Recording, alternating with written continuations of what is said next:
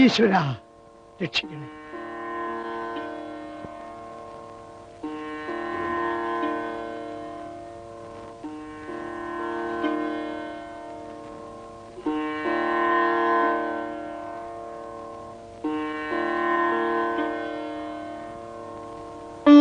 Good morning father.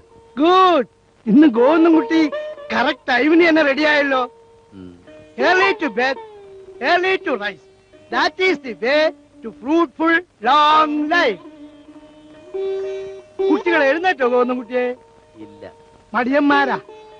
Govindankutty അവരെ ഒന്ന് വിളിച്ചുണർത്താൻ നോക്ക്. ഞാൻ അടുക്കളയിലോട്ടൊന്ന് കയറട്ടെ. രാവിലെ കാപ്പിക്ക് എന്തെങ്കിലും ശരിയാക്കണ്ടേ?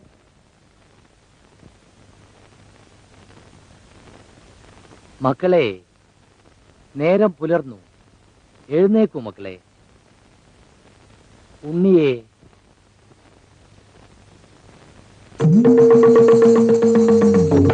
രാജുവേ, ഗുഡ് മോർണിംഗ്. Good morning. ആ, വേഗം എഴുന്നേറ്റ് റെഡിയാവൂ. കാപ്പി കുടിച്ചിട്ട് ഓഫീസിൽ പോകേണ്ടതല്ലേ? ഡാഡി.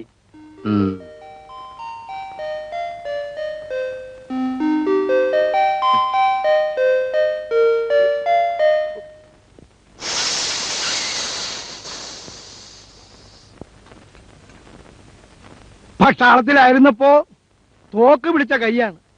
ഇപ്പൊ ദേ ദോശയ്ക്ക് മാവാട്ടാനും ചട്ടവും കരണ്ടിയും പിടിക്കാനാണ് യോഗം. ആ, പറഞ്ഞിട്ട് എന്ത് കാര്യം? ഓരോരുത്തരുടെ വിധി തന്നെ. ആണും പെണ്ണോട്ട് ഒരൊറ്റ മകനാ, എന്ത് പ്രയോജനം? ഭാര്യ മരിച്ചു പോയെന്ന് വെച്ച് മറ്റൊരു കല്യാണം കഴിച്ചാൽ ആകാശം ഇടിഞ്ഞു കൊടുക്കും. ഒന്നുമില്ലെങ്കിൽ ഇവിടുത്തെ കാര്യങ്ങൾ നോക്കാനെങ്കിൽ ഒരാളാവൂല്ലേ? കഴിയില്ല, അത്ര തന്നെ. ഒന്നും അറിയാത്തത് പോലുള്ള അച്ഛന്റെ ഈ വർത്തമാനം കേൾക്കുമ്പോഴാ എന്തുകൊണ്ടാ വേറൊരു വിവാഹത്തെ കുറിച്ച് ആലോചിക്കുക പോലും ചെയ്യാതെ ഞാൻ ഈ കാവ്യവസ്ത്രം ഇട്ടുകൊണ്ട് നടക്കുന്നത്? ഞാൻ എന്താ വലിയ ഭക്തശിരോമണി ആയിട്ടാ? അല്ലല്ലോ. ഈ കുട്ടികളുടെ ഭാവി ഓർത്ത സരസ്വതി മരിച്ച ഉടനെ ഞാൻ മറ്റൊരു വിവാഹം കഴിച്ചിരുന്നെങ്കിൽ എന്തായേനെ ഈ കുട്ടികളുടെ സ്ഥിതി? ഞാനൊന്നും പറയണില്ലേ, മതിയല്ല.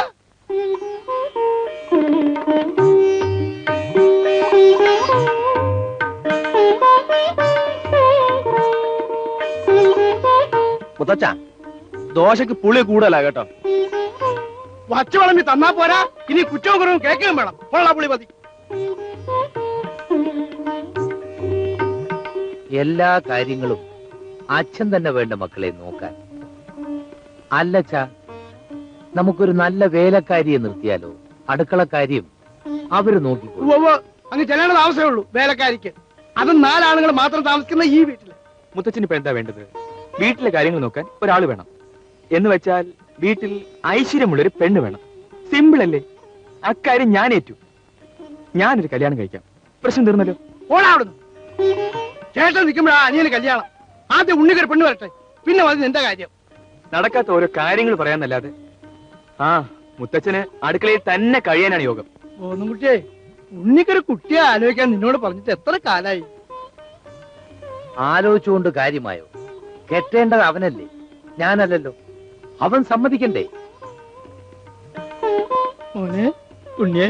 എന്റെ മുത്തച്ഛ, ദൈവത്തെ ഓർത്ത് എന്നെ നിർബന്ധിക്കല്ലേ. എന്റെ ഈ രൂപം ഒരു പെണ്ണിനും ഇഷ്ടാവൂല. ഇഷ്ടാവേണ്ടുള്ള ഒരു കല്യാണത്തിന് ഞാൻ ഇല്ലാനും. അതൊക്കെ നിന്റെ ഓരോ തോന്നലാ ഉണ്ണിയെ.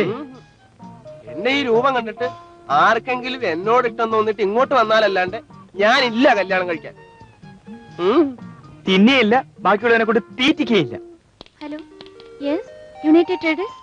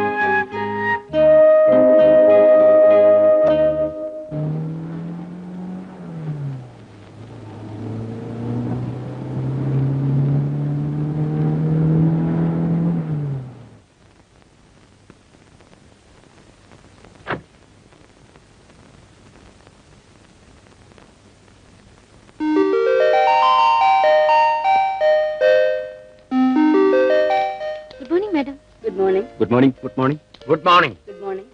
Good morning. Good morning. Good morning. നമസ്തേ.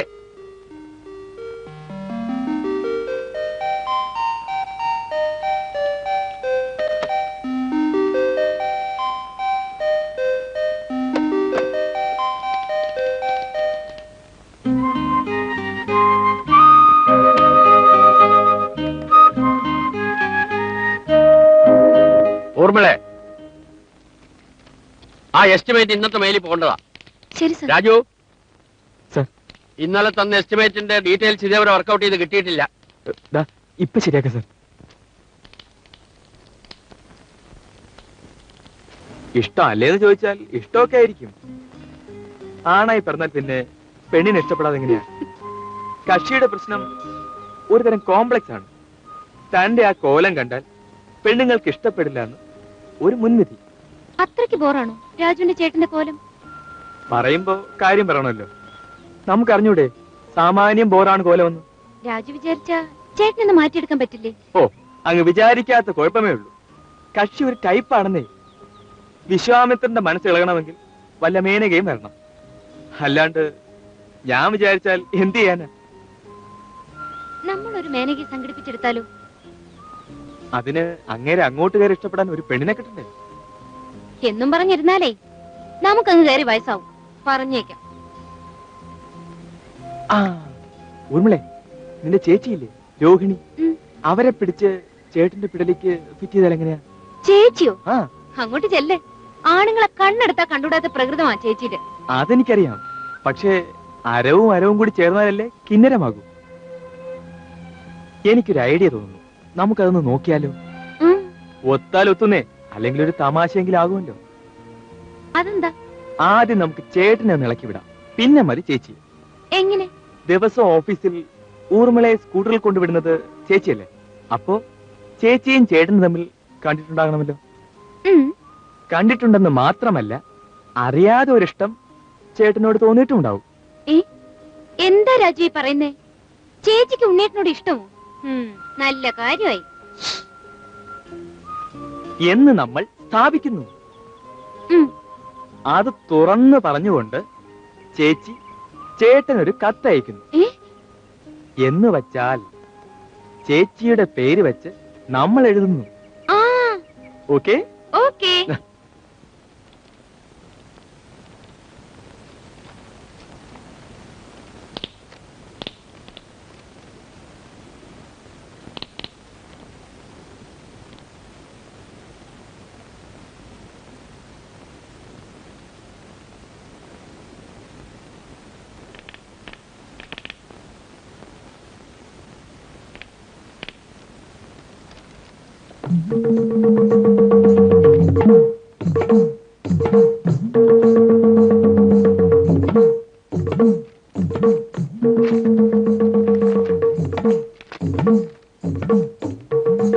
പ്രിയപ്പെട്ട എന്റെ ഉണ്ണിയേട്ടന് വേണ്ടി മാത്രം ജീവിക്കുന്ന രോഹിണിയാണ് ഈ കത്തെഴുതുന്നത്.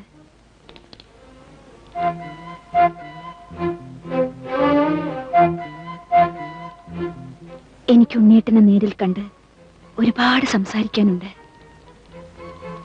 എന്റെ ഹൃദയത്തിൽ ഉണ്ണിയേട്ടന് മാത്രമേ സ്ഥാനമുള്ളൂ. എന്റെ ദേവ, എന്റെ പ്രാണനാഥ, എന്നെ സ്വീകരിക്കൂ. എന്റെ മോഹങ്ങളെല്ലാം പൂവണിയിക്കൂ.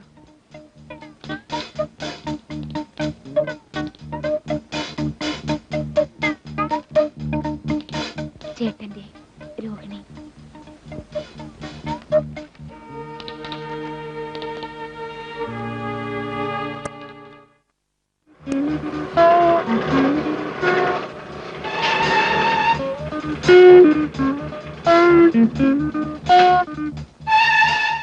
Bye.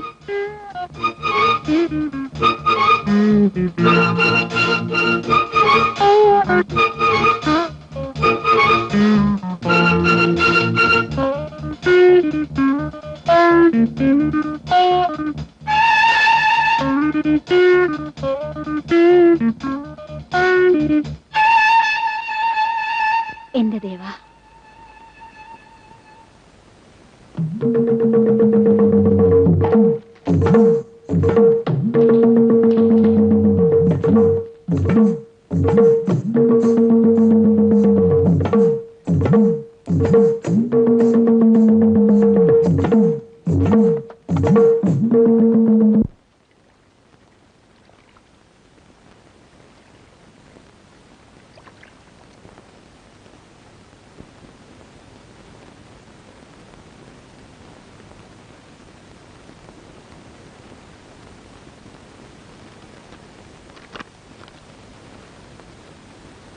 എന്റെ ദേവ, എന്റെ പ്രാണനാഥ,